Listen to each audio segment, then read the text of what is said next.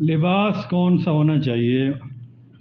لباس کے بارے میں اللہ کے نبی علیہ الصلاۃ والسلام کے فرمان ہیں، سوتی کپڑا یہ جسم کو سب سے زیادہ تقویت پہنچاتا ہے اور اللہ کو سفید لباس پسند ہے۔ امام شافعی رحمۃ اللہ علیہ ہمارے امام ہیں، ان کا قول ہے کہ 4 چیزوں سے جسم کو تقویت پہنچتی ہے: گوشت ہے، عطر ہے، اور کثرت غسل یعنی جنابت کے علاوہ، اور سوتی کپڑا۔ تجربہ کے ساتھ یہ قول بالکل صحیح ہے۔ امام شافعی رحمہ اللہ کا قول یہ بالکل صحیح ہے، ہمیں ان چیزوں کو اپنانا چاہیے۔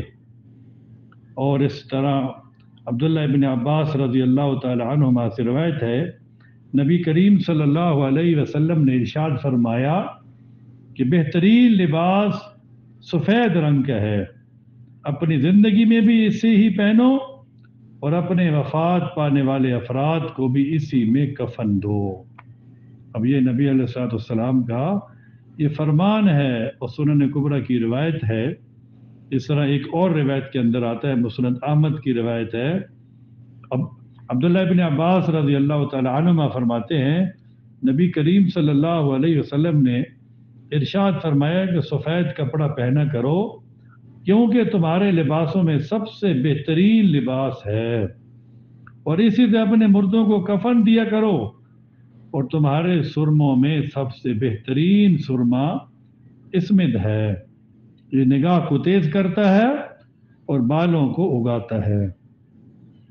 اور حضور پاک علیہ الصلوۃ والسلام کا سب سے جو محبوب کپڑا ہے اور محبوب رنگ ہے وہ سفید ہے۔